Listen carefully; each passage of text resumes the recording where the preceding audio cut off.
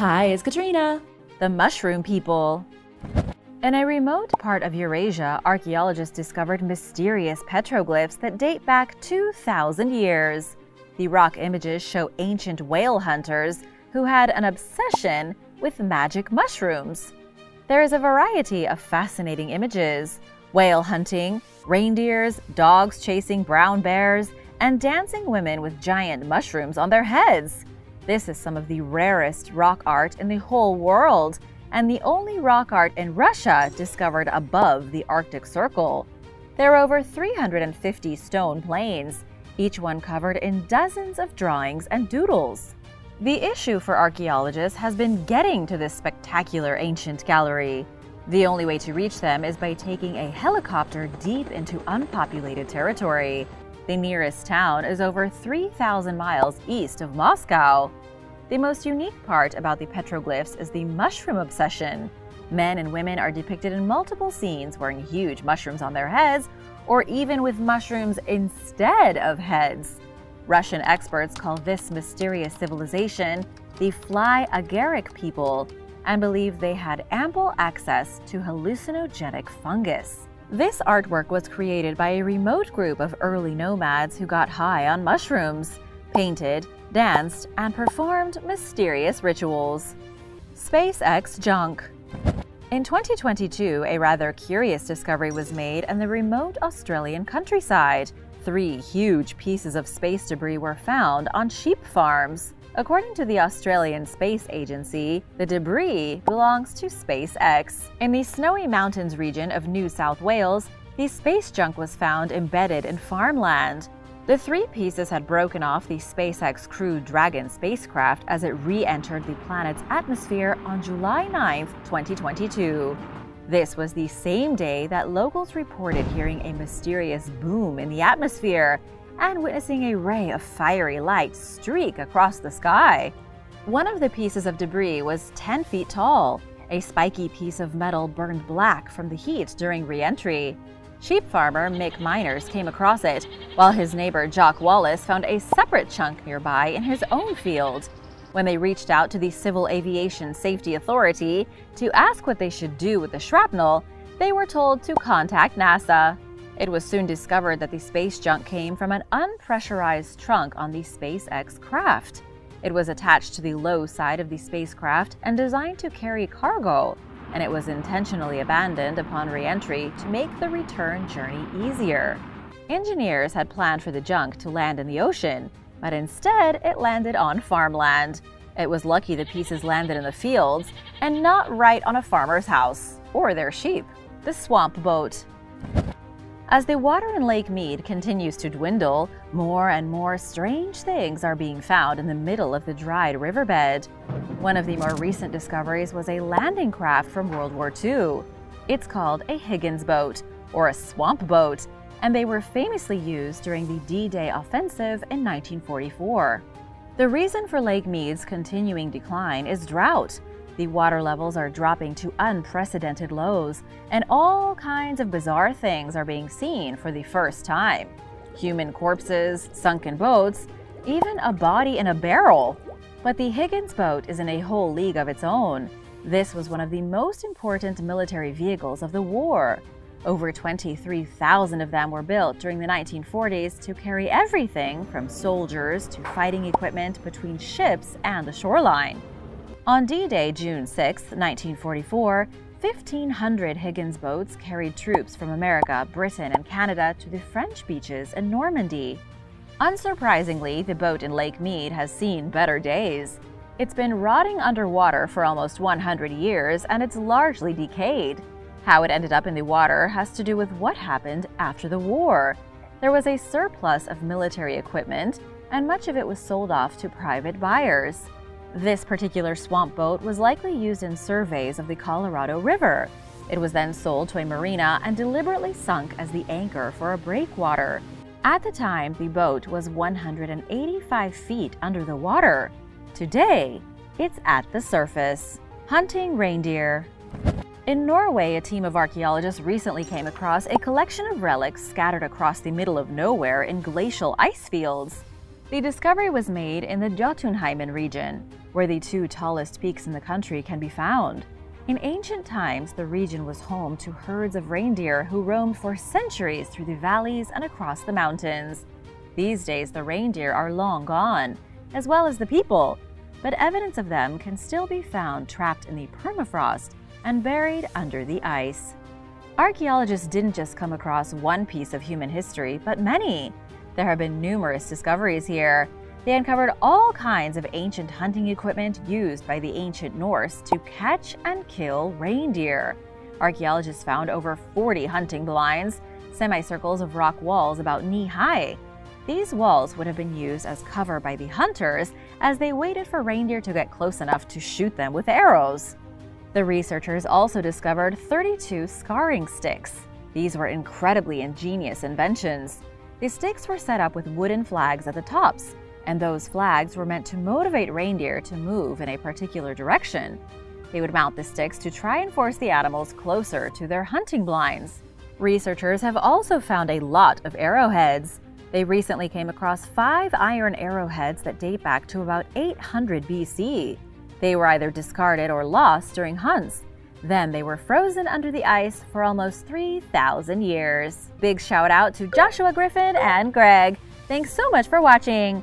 If you are new here, welcome, and be sure to subscribe for more videos about amazing history. Ghost footprints. In the salt flats of Utah, archaeologists stumbled upon a strange collection of footprints moving across the desert. The ancient ghost tracks only become visible after it rains. The footprints reveal themselves because they grow slightly darker in color when the ground is filled with moisture. Then, when the ground dries out, they completely disappear in the sun. Like so many others, the discovery was made entirely by accident. The researchers were driving to a nearby archaeological site at Hill Air Force Base in the Great Salt Lake Desert. They came across the footprints only because it had recently rained and the prints had momentarily revealed themselves. They then used ground-penetrating radar to see the full scope.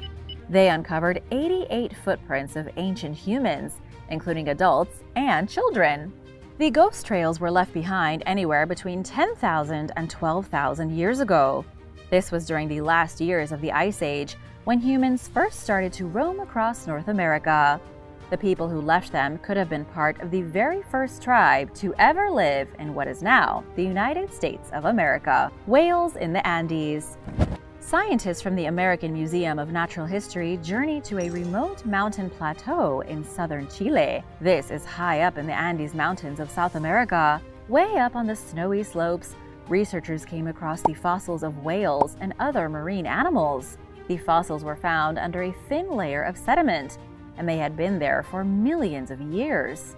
One of the really fascinating things about the Andes Mountains is how quickly they formed. 15 million years ago, violent tectonic activity shifted the Earth and pushed the Andes Mountains up from the bottom of the ocean and into the clouds. It happened quickly, over a span of only a few 100,000 years, maybe a couple million. Animals that had died in the 5 million years prior had their fossilized remains thrust up continuously over the formation of the mountains. When modern scientists found them, the skeletons had already ascended 5,000 feet above sea level.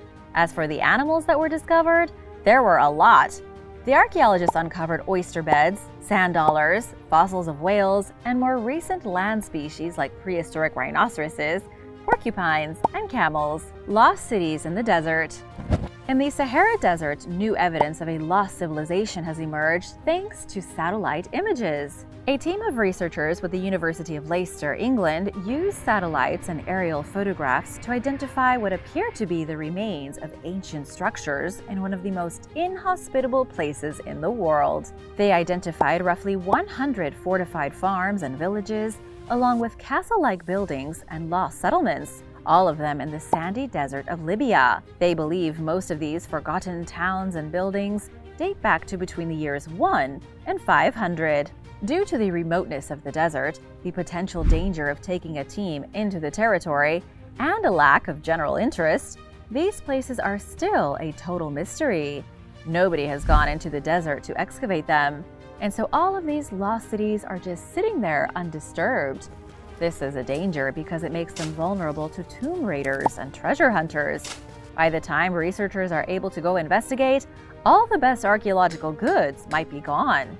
But just who in the world built these mysterious cities? They were most likely constructed by a vague civilization known as the Garamantes. They lived in the desert 2,000 years ago and used a complex irrigation system to bring water to what is today an inhospitable region. They built great complexes with towering structures, protective walls, and all before the rise of Islam in North Africa. To the Romans, the Garamantes of the desert were barbaric nomads at the edge of their empire. But that wasn't the case. The Garamantes were civilized. They were farmers. They had their own towns and villages, their own language, and even advanced technology.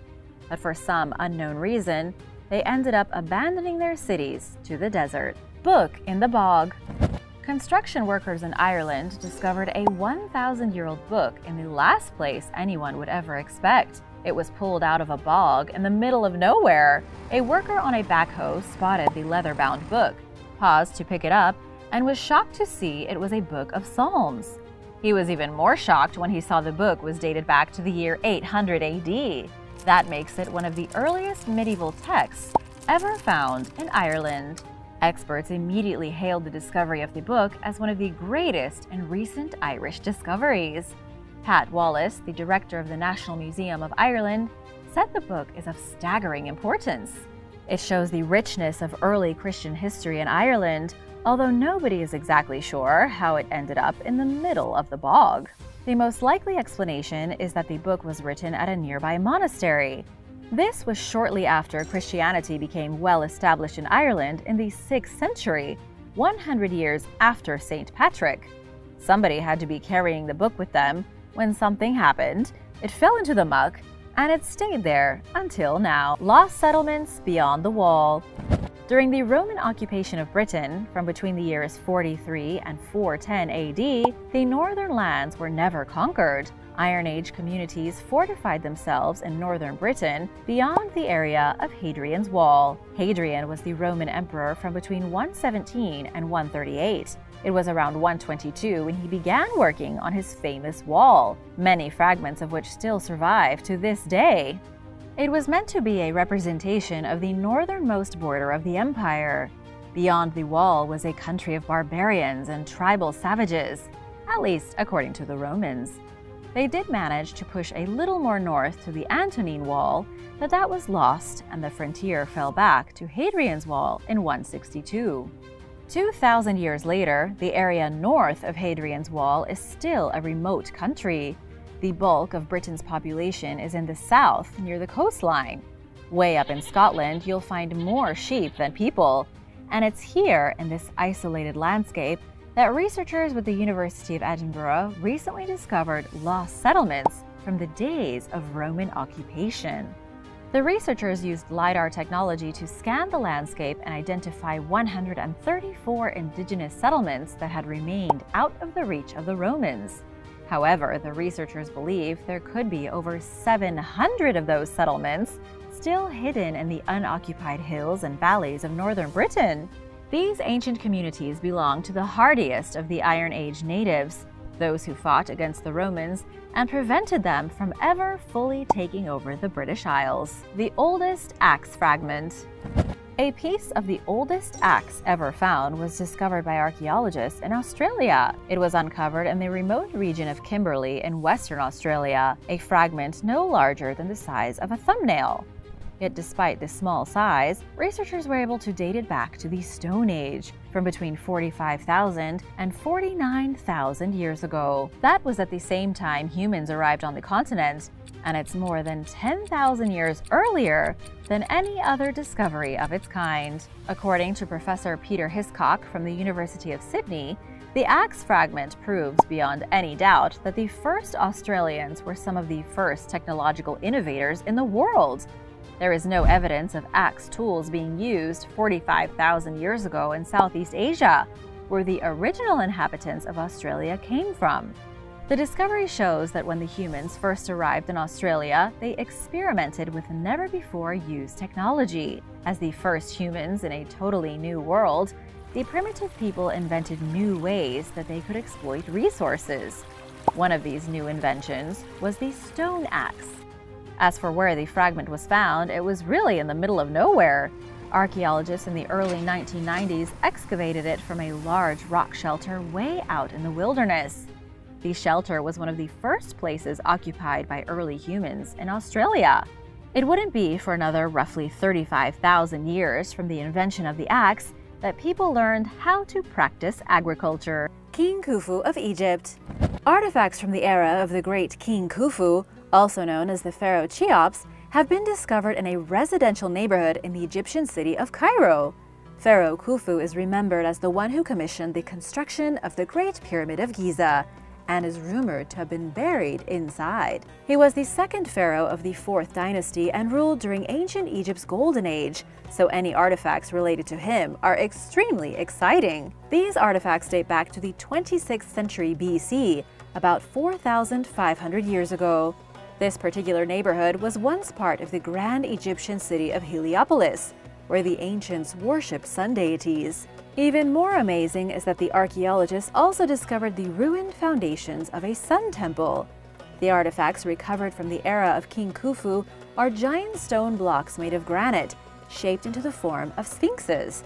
The other finds come from a wide variety of different times, all the way from ancient Egypt to the Roman period, and even as recently as the Ottoman period. The Temple of the Sun dates back to the New Kingdom of the 16th century to the 11th century. With all this evidence put together, researchers can confidently say that for about 800 years, some of the most important Egyptian kings ruled from this city, which is now completely buried under modern Cairo. Then, for another 3,000 or so years, the city continued to flourish until it just kind of got swept underneath the modern world. Egyptian demons. An Egyptologist based out of Belgium recently discovered what appears to be the oldest depiction of a demon anywhere in ancient Egypt. This depiction dates back 4,000 years and is proof that demonic entities have been plaguing the Egyptian consciousness for time immemorial. These demons were presented at the International Conference on Ancient Egyptian Demonology. That actually sounds like a fun conference, right? Wael Sherbini, a specialist in ancient religious texts, discovered 2 demons painted on a pair of Middle Kingdom coffins, and a third portrayed on an ancient leather roll that had been procured from somewhere unknown, then lost on a shelf in the Egyptian Museum for 70 years. The roll of leather is the oldest and longest Egyptian manuscript made of leather ever found, and it has a demon on it. The demons on the coffins are known as Intep and Cherry Benut. The first is pictured as a dog-baboon hybrid, while the second is some kind of strange anthropomorphic figure with a human head. The demons were likely part of a whole horde of demons, designed to protect the burial chamber where the 2 coffins were found. Text within the ancient Egyptian building is linked to the moon god Thoth, so the demons could have something to do with him. Unfortunately, there were no accompanying texts or other elements that could explain what the demons were doing on the coffins.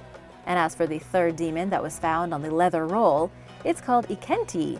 It was a guardian demon that protected a fiery gate, and was depicted with the black head of a cat and the body of a large bird. Strange spots in Tutankhamun's tomb. Tutankhamun is without a doubt the most famous of all the great pharaohs who ever ruled ancient Egypt, even though he was only a boy when he became king.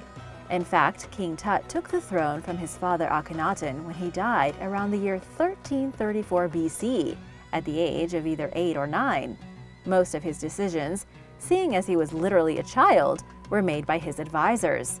It was his advisors who really wielded the power, with Tut little more than a figurehead. The boy king ruled for roughly 10 years and then died under mysterious circumstances. He was buried in the Valley of the Kings deep in the desert of Egypt and uncovered by the British Egyptologist Howard Carter in the year 1922. When Carter found the tomb, he was a little confused because it didn't seem quite as grand as he had been expecting. Sure, it was a fantastic tomb, but it was unusually small for such an important person. And more recently, something weird was found in the tomb. Black spotty marks have been identified all over the walls of King Tut's tomb, and they appear to be mold. Mold isn't found in any of the other tombs in the valley, and scientists initially thought it was because too many visitors were breathing inside the tomb. When looking at the photos from Carter's expedition, the black spots were already there, and now, according to expert Adam Lowe, the mold probably came because the tomb was sealed before the paint had a chance to dry. This is all very strange and suggests that King Tut's tomb was rushed. The painters who decorated the tomb had to abandon the project before the paint had even dried, meaning something major was going on, and someone in charge wanted that tomb shut and sealed immediately. Egyptian dinosaur. A team of Egyptian paleontologists have just discovered a dinosaur in the Egyptian desert that looks an awful lot like a T-Rex. According to Egypt's Mansoura University, the dinosaur bones were found in the Bahariya Oasis, located deep in the western desert of Egypt. The fossil of this mysterious carnivorous beast was found in solid deposits of iron and sand. It actually took several years of detailed study to figure out what dinosaur the bone belonged to, and even what the bone was. It turned out to be the 10th cervical vertebra of a massive predatory dinosaur belonging to the family of dinosaurs, Abelisauridae. This dinosaur was originally named after the Argentinian scientist Roberto Abel, but the creature is distinguished by just how terrifying it is. These dinosaurs had sharp teeth that looked like broken knife blades, massive muscles in their hind feet to help them lurch forward and attack, and they looked like creepier, meaner versions of the T-Rex. Newly discovered tombs. A series of entirely new tombs have recently been found in Egypt, and they are even older than the pyramids. These tombs are 5,000 years old, dating to the first intermediate eras of Egypt, to the oldest kingdom to rule the land even before the days of the mightiest pharaohs. In total, researchers found 5 ancient tombs hiding in the mysterious city of Saqqara.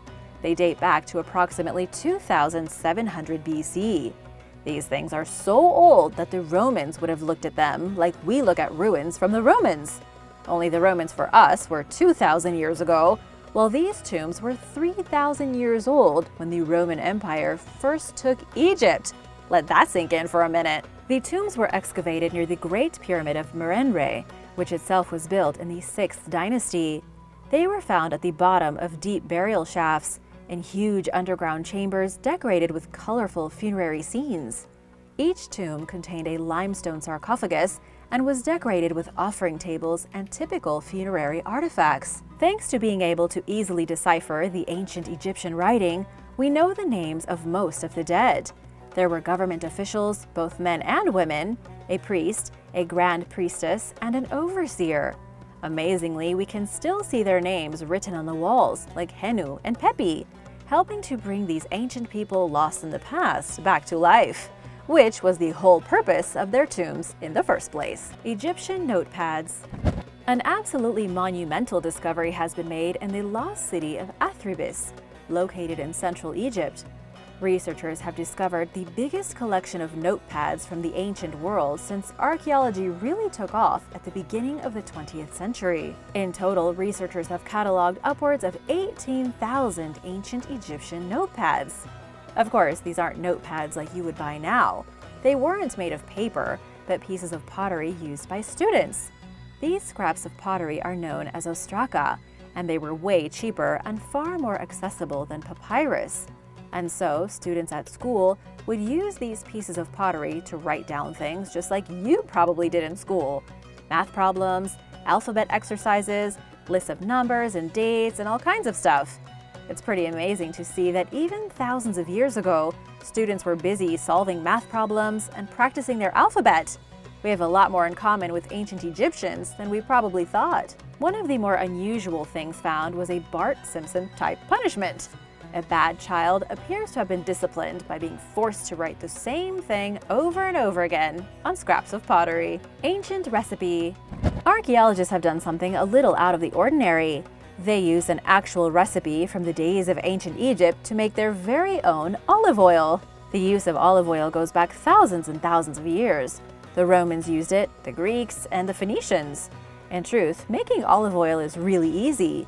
Emlyn Dodd, an archaeologist at the British School at Rome, wanted to use the torsion method to make olive oil, which was created by the Egyptians about 4,600 years ago. First, olives are crushed and put inside a permeable bag. Sticks are then shoved into either end of the bag and twisted in opposite directions. This compresses the bag and filters out the liquid. It's wildly simple and was used first by the Egyptians and remained in use all the way until the 20th century in Italy. The earliest example of the torsion method for extracting olive oil was found in the tomb of Nebe Makhet from the year 2600 BC. King Tut's grandfather. Archaeologists unearthed the crumbling remains of two giant sphinxes at a mysterious temple in the city of Luxor. The statues are positively immense, each one about 26 feet in length. They were discovered partly submerged in water at an old and abandoned shrine to Amenhotep III. If you're not sure who that is, he was the grandfather of King Tut. The artifacts were discovered by German and Egyptian researchers while they were busy restoring the ancient funerary temple. This place is called the Temple of Millions of Years, although it's already in pretty bad shape after just over 3,000 years. They also came across a trio of black granite busts of the ancient Egyptian goddess of war, Sekhmet. She took the form of a fierce lioness and was the most favored and beloved god of soldiers and generals. The lead archaeologist on the project, Haurig Soruzian, said the artifacts were discovered near an old ceremonial road that was used for celebrations during King Tut's grandfather's ruling years. The celebration started when Amenhotep reached his 30th year as the king of all Egypt, and then continued every 3 years just to celebrate the fact that he was still alive. Amenhotep III managed to live all the way to 40, which was practically unheard of for pharaohs of the day. And during those last 10 years, the celebrations that happened here were the biggest parties you could find in Egypt, with feasting, sacrifice, and offerings being made to the great gods. The dazzling Aten. The biggest discovery in modern Egyptology was that of a lost city, found just 2 years ago in 2020 during the Panini. Some have hailed it as the biggest discovery since Tutankhamun, while some say it's even bigger. It's an entire city, not just a couple of buildings. A whole lost metropolis that was literally buried under the Egyptian sand and had to be dug out. The city goes by many different names, but is primarily known as either the dazzling Aten, the rise of Aten, or just Aten. It was found on the western bank of the Nile, hidden near the Theban necropolis not far from Luxor. The city was named after the sun god Aten and was abandoned for unknown reasons. Because it was deserted so abruptly and nobody ever went back to living in it, this city just kind of faded into obscurity. This great shining city was actually standing during the reign of the pharaoh I just told you about, Amenhotep III. The earliest inscription found within the ruins is 1337 BC, but it could be even older than that. This city was built 3,400 years ago, when Egypt was at its wealthiest. After the death of Amenhotep III, this city was abandoned abruptly and for no apparent reason. The capital of ancient Egypt was moved to Amarna, 250 miles to the north. Dinosaur footprints. In Egypt's eastern desert, massive dinosaur footprints have been found embedded in the ground. This discovery is brand new and the first of its kind in Egypt. The footprints, which belong to both carnivores and herbivores, date back over 70 million years. We already know there was a huge population of predatory dinosaurs in the western desert. Now, thanks to researchers from the Vertebrate Paleontology Center at New Valley University and Cairo University, we know there were also giant dinosaurs in the eastern desert. The only issue is that we don't know exactly which dinosaurs or what the landscape really looked like here. If it was anything like the desert to the west, this was probably a place rich in biodiversity, a hot jungle instead of a dry and barren desert. Researchers found 16 individual dinosaur footprints stamped into Nubian sandstone. They have estimated the size of the dinosaurs to be anywhere from 1,000 to 2,000 pounds, so they probably stood upwards of 16 feet tall. They also identified carnivore tracks, animals that walked on 2 legs, and 4-legged herbivore tracks. These dinosaurs must have lived in the desert in the last few million years of the age of dinosaurs, before the asteroid came from the heavens and wiped them all out. UFO in Antarctica. Antarctica is a cold, barren, utterly inhospitable wasteland in the middle of nowhere, and it was here, on one of the most remote pieces of land in the world, that a UFO was allegedly discovered. A researcher recently claimed that while looking through satellite images of the icy continent, they found an unidentified object stuck in a block of ice. That chunk of ice appears to have been melting recently, likely due to global warming, and it has revealed a gigantic metallic disc. The disc looks to be about 60 feet wide and obviously designed by an intelligent being, obviously. It's not just a rock or some natural formation, it looks perfectly circular like a real flying disc, and it's unlike anything else in the satellite images. Unfortunately, there is no reliable way to prove if this really is an alien vessel unless someone flies to Antarctica to check it out. It definitely looks like a ship that crashed and then was frozen over by ice millions of years ago. If real, it could prove that aliens landed on the planet long before human beings ever even evolved. Then again, it might be nothing at all. Skeptics say it's most likely just a pool of water that happens to look kind of metallic and a little like a UFO. Which side are you on? Let me know in the comments below. The Blythe Intaglios Desert Geoglyphs. The Blythe Intaglios is a collection of very peculiar geoglyphs found in the Colorado Desert. These geoglyphs are just as strange as the more famous ones in Peru, known as the Nazca Lines. There are over 200 of them in the region, with many displaying otherworldly creatures, strange animals, and weird spiral patterns. They were first identified by explorers in the 19th century, then rediscovered in 1932 when a pilot was flying from Las Vegas to Blythe. After they were spotted in 1932 in the middle of the desert, Arthur Woodward of the Natural History Museum of Los Angeles County conducted a survey. The whole area was finally put on the National Register of Historic Places in 1982. But what do we know about these weird geoglyphs and the people who made them? They were created by lightly grazing the first few layers of rocks and pebbles to reveal the light soil underneath. Basically, they were scraped into existence by hand. The largest of the geoglyphs is 171 feet long and only visible from the air, leading many to wonder how in the world it was created and estimated 2,000 years ago. Some speculate the Mojave were the ones behind the geoglyphs, modeling the giant humans after their creator god, Mastamo. Others say it may have been an unknown group of early Native Americans drawing figures to catch the attention of mysterious visitors in the sky. The Mystery Island of St. Kilda. When it comes to remote places, St. Kilda is about as isolated as it gets. The St. Kilda archipelago in Scotland is a collection of tiny islands over 40 miles from the Western Isles, which themselves are considered in the middle of nowhere. The last official inhabitants abandoned St. Kilda and moved to mainland Scotland in 1930. But just recently, archaeologists found evidence of people living on the island 2,000 years ago. Researchers found a fragment of what appears to be pottery from the Bronze Age, suggesting St. Kilda has a much deeper history than anyone ever realized. These days, the island is occupied only a few months out of the year by volunteers with the National Trust for Scotland doing scientific tests. It's also occasionally used by the Ministry of Defence for testing radar. But when the company Guard Archaeology carried out an excavation in 2019, they were shocked to find pottery shards radiocarbon dated to around the 1st century BC. They also uncovered evidence of Iron Age occupation starting around the 4th century BC, pointing to a continuous population on the island. Right now, this is a huge unsolved mystery. Nobody knows how many people lived here. Not a single house or structure was found. There's also no evidence of abandonment, meaning we don't know when people picked up and left or why. We don't even know what group of people called St. Kilda home. It's shout-out time!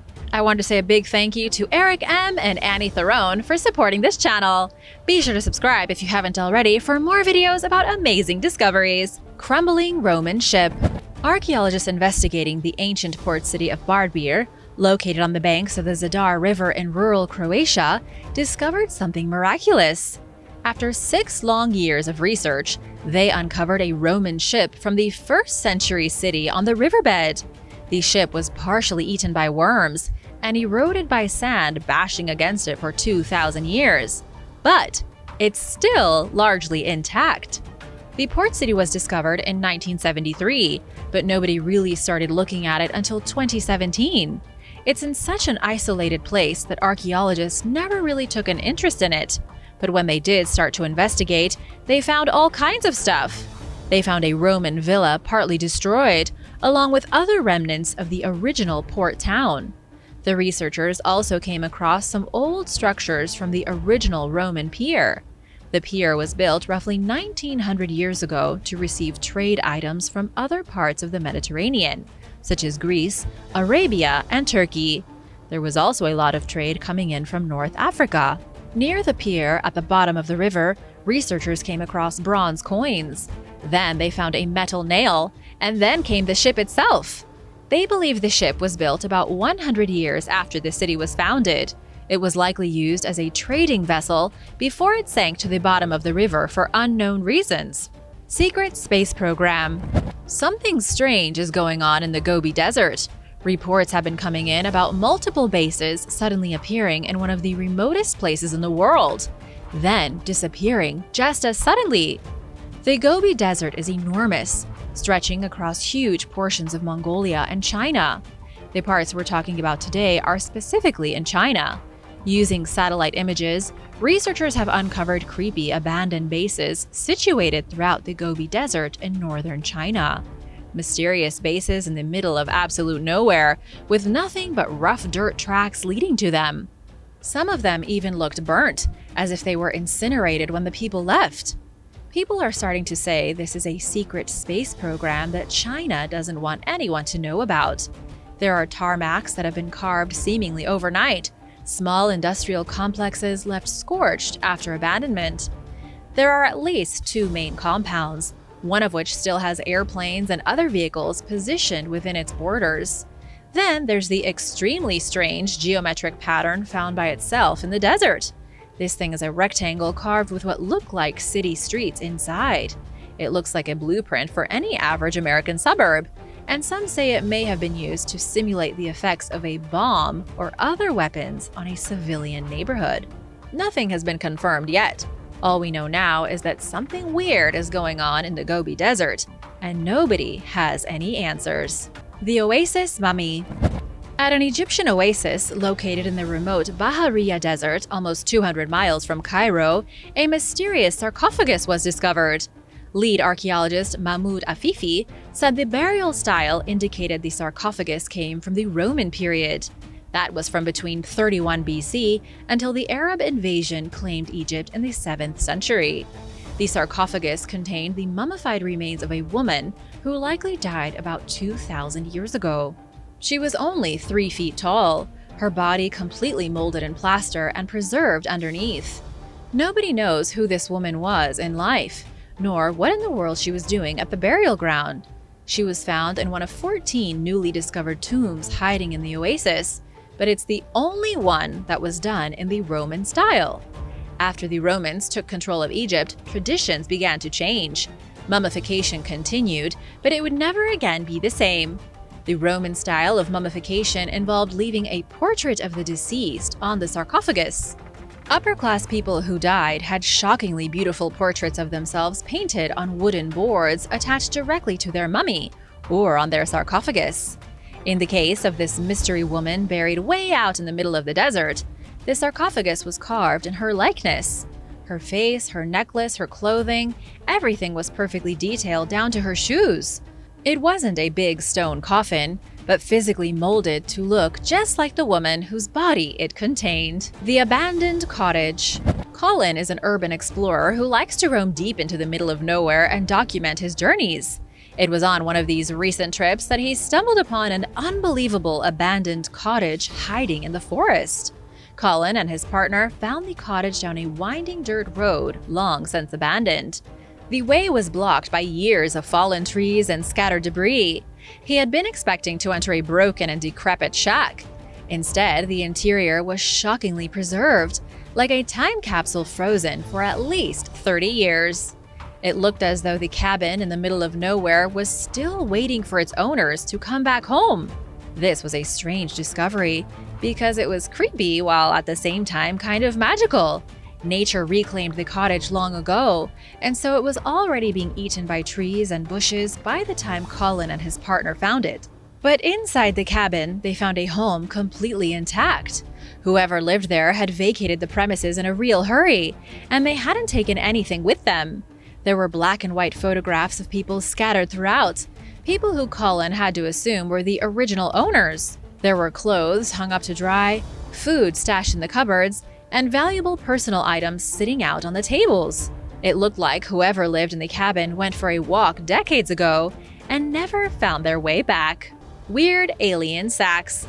A dog walker in England was strolling along a remote stretch of beach when they came upon some extraordinarily unusual objects. The dog walker, named Helen Marlowe, found white fleshy lumps that looked like alien sacks covered in sand. They resembled deflated flotation devices, like empty alien placentas tangled up in seaweed. Helen was baffled. She told Live Science in an email they looked like a white fleshy substance, an indefinable mass of white goo. Because she found them shortly after the tide had gone back out, they must have just washed ashore that day. But weirdly enough, they didn't give off any nasty rotting smell like you would expect with a dead animal washed ashore. When she nudged it with her boot, it wobbled like congealed jelly.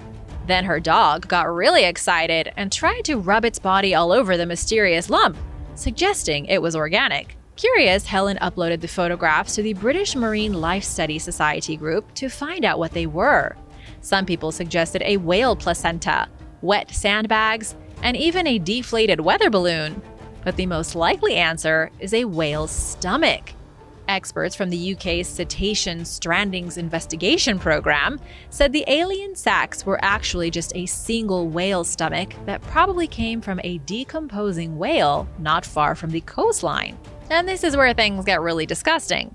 Sea scavengers and birds likely tore an opening in the whale's flesh and blubber because they prefer to feed on soft tissue.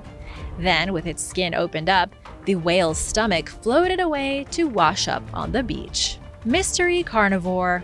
Researchers with the World Wildlife Foundation discovered something extraordinary in the dense and highly unexplored jungles of Borneo. A camera trap photographed an animal that researchers said had never been seen before. The camera took 2 photos of what appeared to be a mammal a little larger than a domestic cat. The creature had dark red fur, a long fluffy tail, and was likely a carnivore. If true, the discovery will mark the first time in over 100 years that a new carnivore has been found in Borneo. Finding a new carnivore anywhere in the world in this day and age is practically a miracle. However, researchers with the World Wildlife Fund have yet to establish whether the mystery creature is a new species or what it even is. It almost looked like it could be a marten, something that's kind of a mix between a cat and a fox. But after those images were snapped, nobody saw the animal again. To make matters worse, the photos were taken over 15 years ago. We have 2 snapshots of a carnivorous mammal that was never seen again and was never identified. Somewhere in Borneo is a mystery creature unknown to science, stalking its prey. The mysterious fairy circles. For over 5 decades, ecologists have been struggling to make sense of the mysterious fairy circles in the middle of the Namib Desert of southern Africa. These weird circular patches look like cigar burns spread across 1,100 miles of arid grassland. When these things were first discovered, there were a lot of crazy conspiracies going around. People believed they were patterns in the desert left behind by a secret lost society. Some even claimed extraterrestrials left them behind, although nobody could ever say why. 50 years later, and we still don't have a clear explanation. The closest scientists have come to solving the mystery is a theory involving termites. Some believe the circles are the remnants of termite nests spread all across the desert. But now things have changed. Scientists believe they have a better explanation. Researchers from the University of Göttingen in Germany studied the fairy circles after heavy rainfall seasons in 2021 and 2022. What they found is that the grass surrounding these circles, which are totally barren, suck all the water that falls into these circles. Scientists believe they are a form of evolution. Natural circles have formed amidst the grassland to give the grass a better chance of surviving. Instead of one long, grassy plain, it's broken up by the circles as a way to save water. Chateau Gaillard. It was the mighty King Richard I, also known as Richard the Lionheart, who built the magnificent Chateau Gaillard in the 12th century as a base for his war against the French. In 1194, the king returned to England from fighting in the Third Crusade. In his absence, his brother John had become greedy with power, and so Richard had to go about recovering the castles that his younger brother had taken for himself. When England learned that the king had come home, most of the castles yielded to Richard without any problems. All of them except for the soldiers garrisoned at Nottingham Castle. Richard had no choice but to take it by force. After King Richard regained his power in England, he turned his attention to France. In 1196, he built one of the most expensive castles in existence at the time. It took him only 2 years to construct the impressive fortification on the Seine River, about 59 miles from Paris. It boasted some of the most extraordinary engineering advancements of any castle in Europe. It was one of the earliest to use machicolations. Machicolations are openings on the battlement that soldiers could use to throw boiling cooking oil, hot sand, or big boulders on the enemy that gathered at the base of the defensive wall. It was a bold move building the castle in French territory while fighting France, and it did not pay off in the end. In 1204, just 6 years after the castle was finished, it was captured by King Philip II of France. Richard had essentially built the King of France a castle for free. Chateau Gaillard went on to change hands multiple times over the centuries. It was ordered to be demolished in 1599 by French King Henry IV, and it's been a ruin ever since. El Pilar. El Pilar Archaeological Reserve in Belize is home to the ruined jungle city of El Pilar. It's right on the border of Belize and Guatemala, although when it was inhabited, the entire region belonged to the Maya Empire. This city was one of the largest of its day, although nobody really knew about it until very recently because it's so deep in the jungle. A very tiny percentage of El Pilar has been excavated by archaeologists. It was only a couple of years ago that curious researchers used light detection and ranging technology to survey the site. They were shocked to see the city covers an immense area of 125 acres. It has 25 community plazas, more than most cities in Europe. 12 titanic pyramids, elite household compounds where the highest members of society ruled over the peasants, and much more. Unfortunately, its isolation hasn't done the city any favors. El Pilar has been damaged by illegal loggers and looters, but now that the area is a protected archaeological reserve,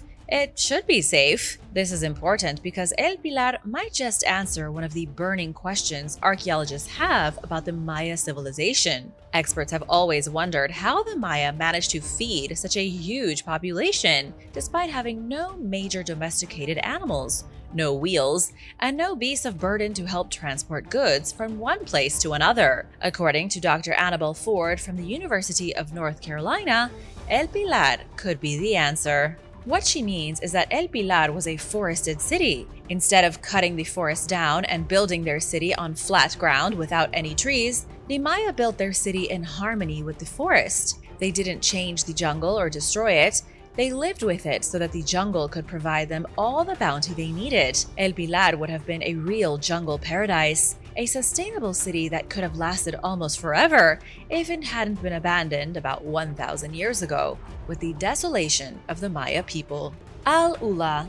Al-Ula was a flourishing oasis town in the middle of the Saudi Arabian desert in the 13th century. It was a magnificent walled city with adobe structures made from mud and bricks, all squished together like a maze of squat buildings. The city was built so densely that someone could have run from one side to the other by sprinting over the rooftops. When it was originally built about 700 years ago, it was strategically located on an incense trading route going through Arabia. Because of this, the city saw quite a lot of rapid development. Travelers and merchants frequently passed through, adding to its economy and helping the residents prosper. It became such an important place that it wasn't fully abandoned until about 40 years ago. Even when the incense trading route was gone and the city was isolated in the middle of the desert, it remained a functioning town until the 1980s. The only reason people left was because they abandoned the decaying mud structures in favor of a newer town nearby. Al Ula is now a slowly crumbling ghost town. City at the bottom of the lake.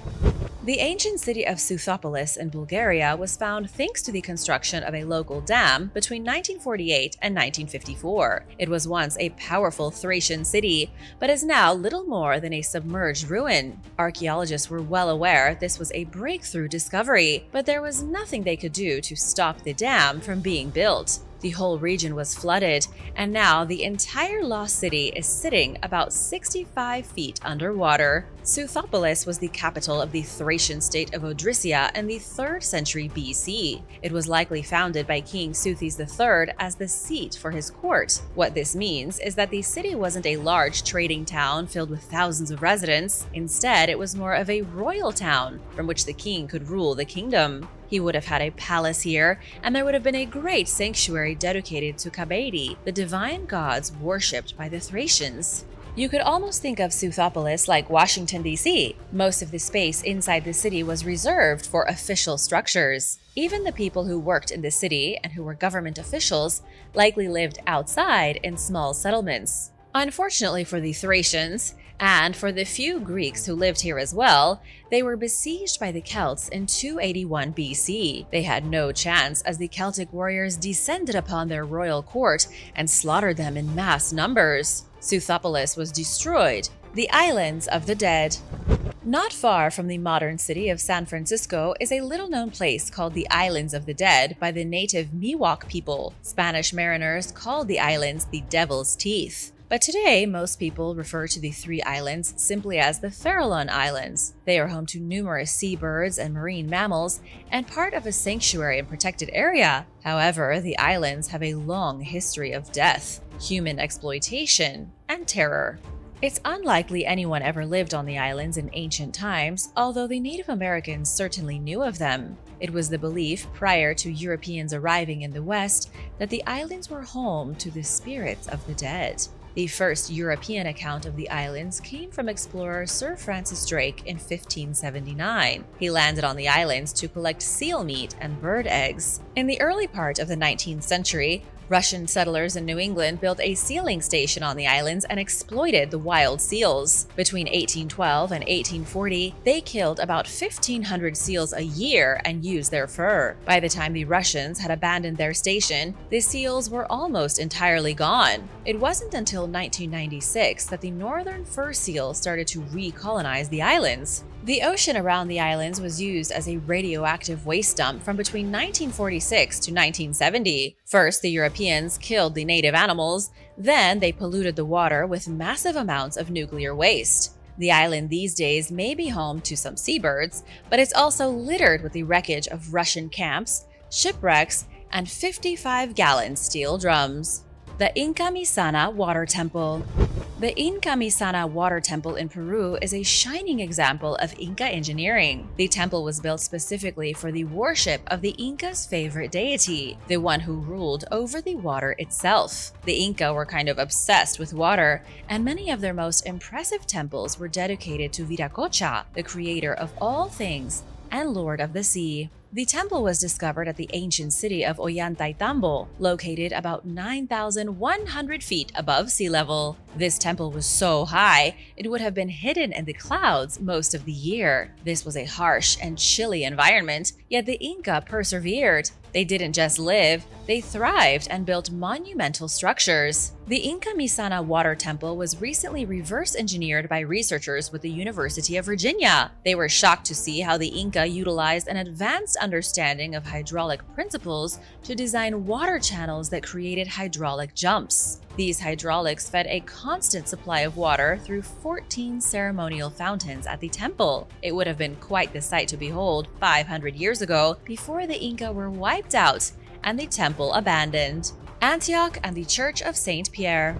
The ancient city of Antioch in Turkey is one of the most important cities in Christian history. Religious scholars believe it was in Antioch where the word Christian was first invented. The city dates back to about 300 BC and has existed through multiple empires, becoming everything from a major trade hub to a capital city. Then it began to decline in the Middle Ages. One of the most famous sites in the city is the Church of St. Pierre, named after Jesus' disciple St. Peter. It's one of the oldest churches in the world, built around the 4th century AD. It has been a pilgrimage site for Christians ever since it was built, going on nearly 1,600 years. Many parts of the structure are crumbling, but it still stands strong. This is partly due to the fact the church was made out of a cave on the side of a mountain, about 42 feet deep. It's still covered in marvelously preserved frescoes and mosaics from the 4th and 5th centuries. Even the water that seeps through the cave ceiling is gathered and used for holy baptisms. 19th century homestead.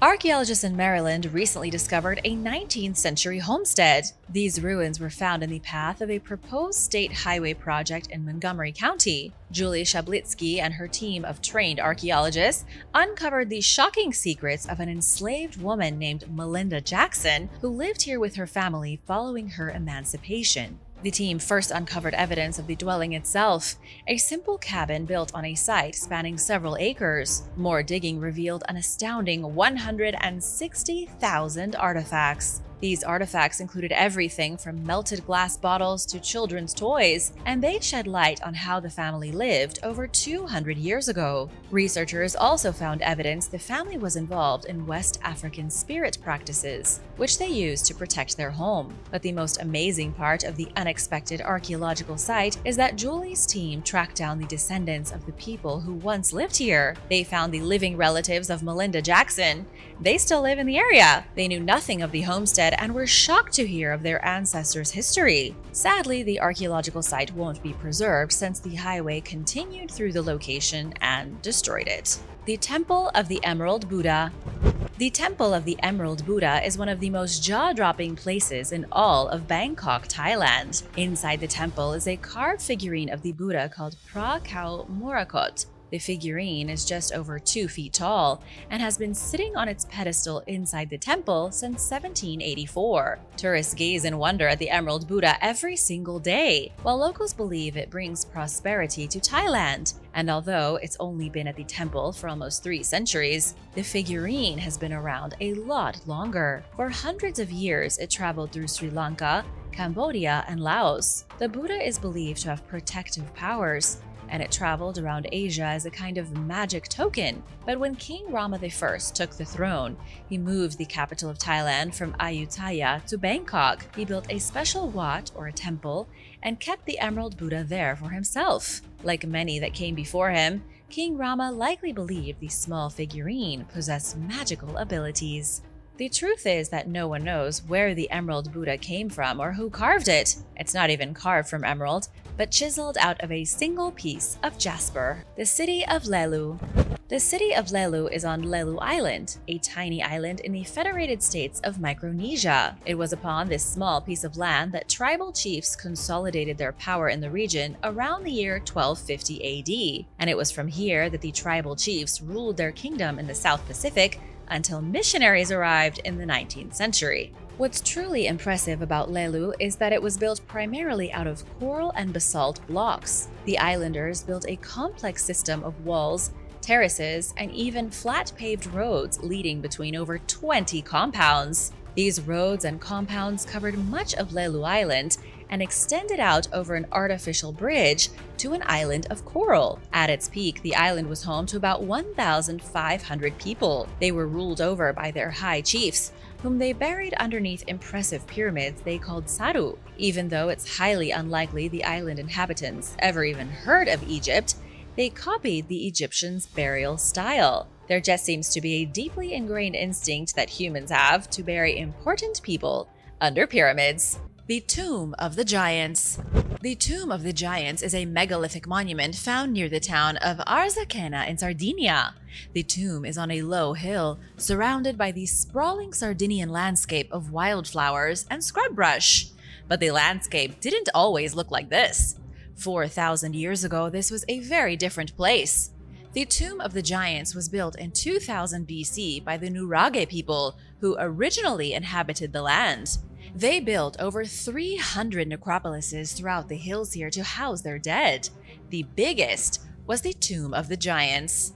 It gets its name because of the main centerpiece, a carved entrance rock 100 feet tall. It's the marker for the grave behind it, with a small circular doorway cut into its bottom. The doorway looks like a doggy door because it's so small. The size was not a mistake. The ancient Nurage built small doorways on their grave markers as a symbolic gateway for the fleeing spirit of the deceased. But at this point, you might be wondering how any of this is controversial. It's controversial because despite archaeologists having a full and complete understanding of the tomb, there are those with doubts, as always. Some believe this was a tomb for a real giant, and that researchers are covering up the truth. Some have speculated that Sardinia was home to a colony of giants thousands of years ago, and that the last of them were buried in massive graves near Arzachena. The final king of Babylon. One of the most controversial figures in the history of Babylon is King Nabonidus. He is largely seen as the one responsible for the destruction of Mesopotamia at the hands of the Persians. He was the last Babylonian king, in power in October of 539 BC when the armies of Cyrus the Great entered Babylon. Nabonidus was deposed, and with him was erased 2,500 years of Mesopotamian history. Foreign empires poured into Mesopotamia, and previously great cities like Ur and Babylon gradually withered and died. Historians have blamed all the destruction solely on Nabonidus. Ancient historian Paul-Alain Beaulieu from the University of Toronto called him a controversial figure, and even a tragic one. But was Nabonidus really a psychotic tyrant who doomed the empire, or was he just in power at the worst possible time in history? We know, thanks to ancient clay tablets discovered in Babylon, that the king was an unusual man. We have images of him wearing a mysterious wizard hat, gripping a staff, and paying homage to the moon god Sin. Other ancient documents discovered have proved that Nabonidus was a religious fanatic. He was obsessed with the moon god, even elevating Sin's status in Babylon to become a principal deity. Evidence like this has encouraged archaeologists to blame him for the destruction of Babylon. He even abandoned the city for 10 years and lived in the Saudi Arabian desert as a hermit. However, we may be looking at things wrong. Some researchers have suggested the complete opposite. The king may have not been a religious fanatic at all, but had been trying desperately to unite the people of his kingdom using whatever means necessary. Whatever the case, none of it worked, and Nabonidus was the last Babylonian king to rule. The Paris Skulls. There are roughly 18,000 skulls being stored in a museum in Paris. It's called the Museum of Mankind, and critics have recently dragged it into the spotlight, stirring up quite a bit of controversy. According to journalists with the New York Times, the museum will not reveal crucial information about their collection of skulls. And you're about to learn exactly why. The Museum of Mankind is an anthropology museum devoted to the history of humanity. They have ancient skeletons and body parts from prehistoric people around the world. But underneath the public galleries are the skulls of African tribal chiefs, indigenous people from the Pacific Ocean, Cambodian rebels, Navajo tribesmen, and Sioux Native Americans.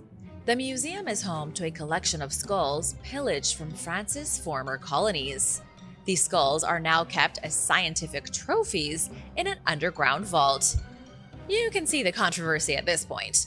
The skulls of the dead are kept in cardboard boxes and stored on long metal racks like books at a library. The reason the museum won't give up information on the identities of their skulls is because it makes them look bad. Plus, certain groups of people might want the skulls of their dead ancestors back. Confidential documents were recently leaked that give information on a few of the skulls. Some belong to a family of Canadian Inuits who were exhibited like animals at a Paris zoo in 1881. The museum has skulls of victims of the Armenian genocide in the 1910s. They also have the bones of Mamadou Lamine, a rebel leader from the 19th century who fought against French colonial troops. What do you think should happen with these skulls? Let me know your thoughts in the comments below. The Old Testament. Ancient artifacts have been discovered which allegedly prove truths from the Bible. In the ruins of the city of David, experts came across 2 rare letter seals. In the distant past, seals were inscribed with names of very important people, and they were used to seal letters. It was the ancient equivalent of a signature.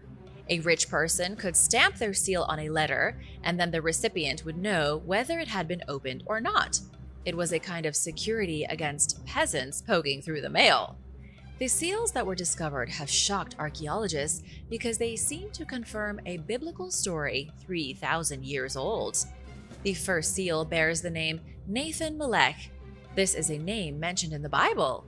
Nathan Melech, according to the Old Testament, was an official in the court of King Josiah around the 7th century BC.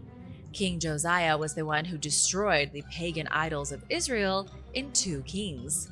The second seal bears the name Ikar, son of Matanyahu. In the Bible, Matanyahu is mentioned briefly in passing.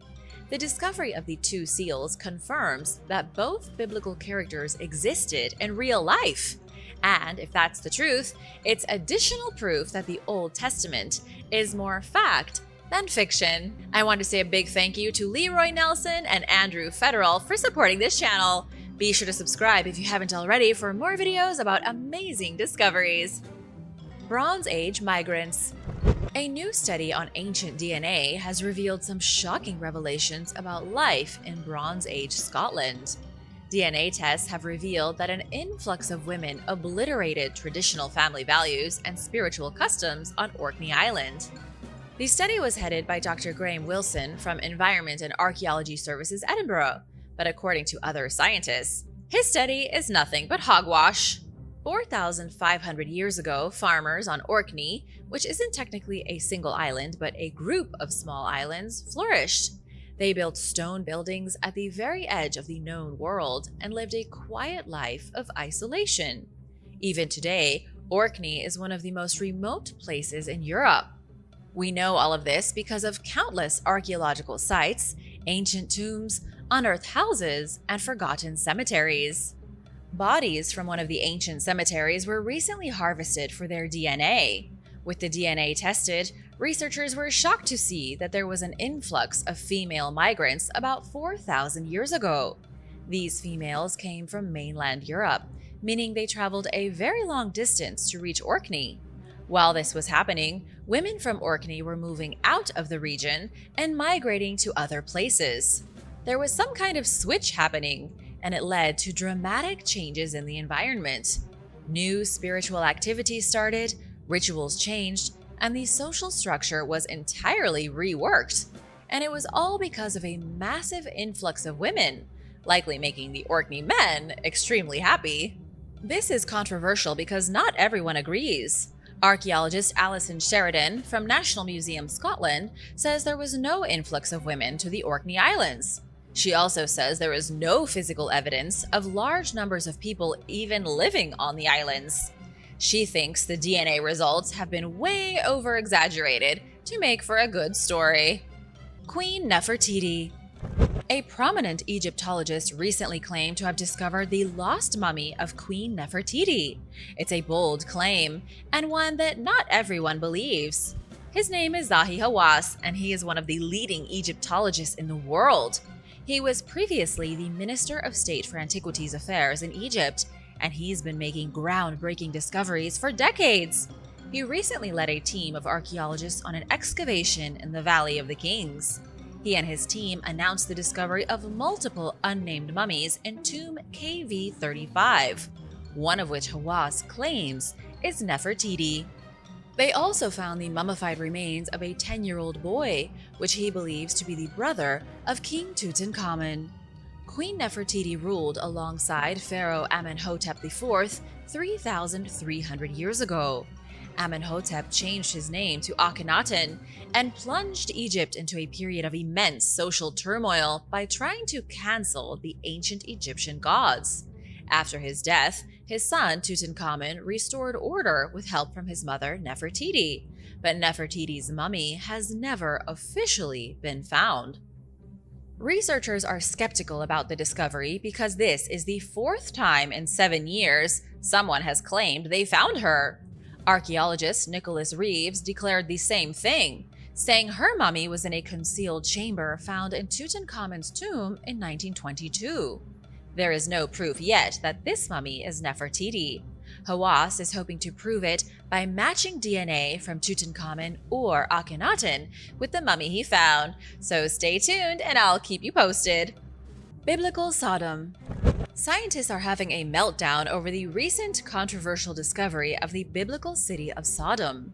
The remains of a city near the Dead Sea have most certainly been found, but archaeologists seem to be split on what the discovery means. The only thing they can agree on is that something unusual happened here. The city is Tal el-Hammam. It is roughly 4,000 years old, maybe a little older. While researchers were investigating the ruins, they found evidence of an apocalyptic event. Rooftops were melted, pottery was disintegrated, destruction was everywhere. Around the year 1650 BC, something happened that released an intense wave of heat, destroying the city and leaving it in ruins. Here is where it gets controversial. Stephen Collins, the principal archaeologist at Tal el-Hammam, says the dating of the destruction matches exactly with the biblical account of Sodom and Gomorrah. He believes that Tal el-Hammam is the city of Sodom, and that it was devastated by a massive airburst. A comet fell through the atmosphere, exploded above the city, and released energy equivalent to over 1,000 atomic bombs. The destruction was so severe that when the Bible was written later, the real event was used as the inspiration behind God's destruction of Sodom with fire and brimstone. But not all archaeologists are convinced. Stephen Jarrett with the American Museum of Natural History says Collins has it all wrong. He believes the melted pottery and other evidence is nothing but leftover material from ordinary smelting activities. He says there was no destruction. The other archaeologists, including Collins, may just be trying to get sensational headlines. What do you think? Let me know in the comments below. The Greek Pyramid. An ancient pyramid was discovered in Greece, sparking a shocking debate over who began building pyramids first. Was it the Greeks or the Egyptians? The Hellinikon pyramid was discovered in the early 1900s. Researchers with the American School of Archaeology at Athens completed excavations in 1937, concluding that the pyramid was likely made around 2800 BC. If true, that would make the Greek pyramid about 300 years older than the Great Pyramid of Giza. The suggestion, or implication, is that the Greeks started building pyramids first. Then the Egyptians stole the idea from them. The dating is controversial, though. Most of the dates have been based on shards of pottery found inside and around two of the most ancient Greek pyramids. There is one at Hellinikon and another at Ligurio. Estimated dates range all the way from 3000 BC to as recently as 200 BC. Then there is the issue of trying to understand what the pyramids were used for. When first discovered, archaeologists were certain the pyramids were used as burial tombs. However, that assumption has changed. Not every archaeologist is convinced. Some say there were multiple tombs all across ancient Greece long before the Egyptians ever got the idea. Unfortunately, only 2 pyramids remain, and the rest, if there were any, are destroyed. Other experts say the pyramids were simply used as guardhouses or monuments that had nothing to do with burials. The monument. A mysterious monument was discovered in Poland, 7,000 years old and 3 times bigger than Stonehenge. Researchers say the site is over 360 feet in diameter, likely occupied by Neolithic humans for around 250 years. It was first discovered by a paraglider flying over northwest Poland near the German border in 2015. A year later, archaeologist Marcin Zajwanowski confirmed the presence of the site by using Google Maps. The evidence of an ancient structure was so obvious, it looked like there were crop circles in the field. Today, we have a lot more information.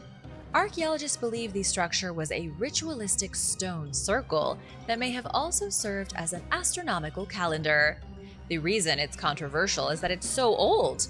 It's over 2,000 years older than Stonehenge and far larger.